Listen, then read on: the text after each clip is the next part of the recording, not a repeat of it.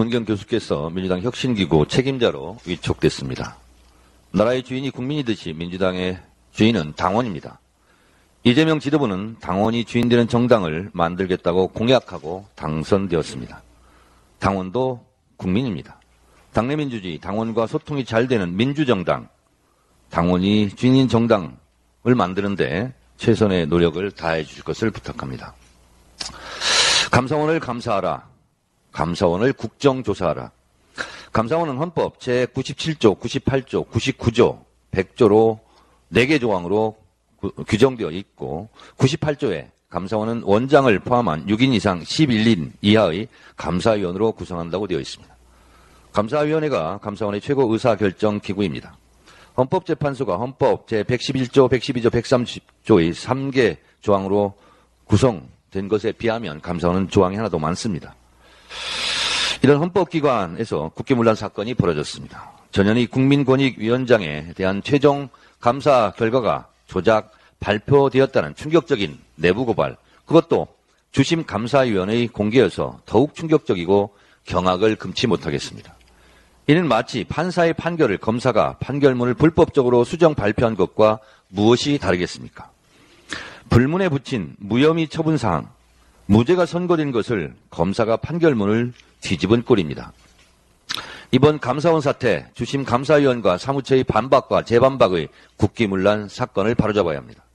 감사원을 감사하고 감사원을 국정조사해서 기강을 바로잡아야 합니다.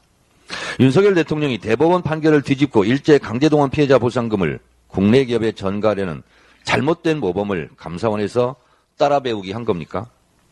윗물이 흐리니 아랫물도 흐린 겁니까?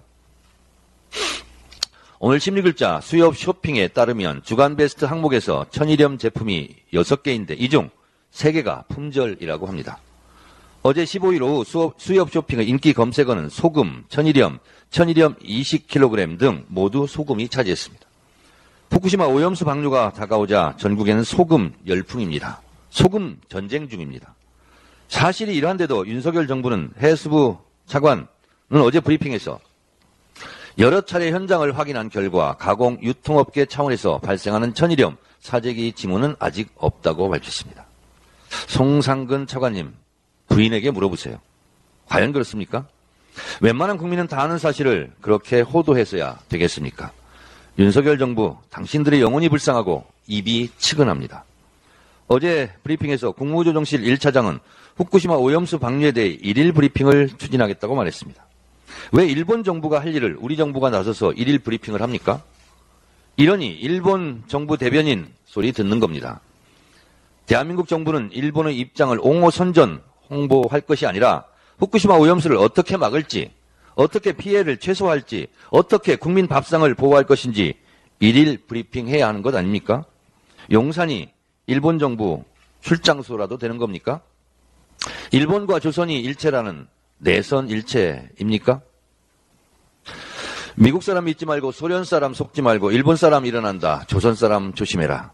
윤석열 정부 초스피드 속도로 100년 전으로 후퇴하고 있습니까? 윤석열 정부께 고언합니다. 역사의 죄를 지키지 말기 바랍니다. 하늘은 무심하지 않습니다. 나중에 천벌 받을 겁니다. 이상입니다.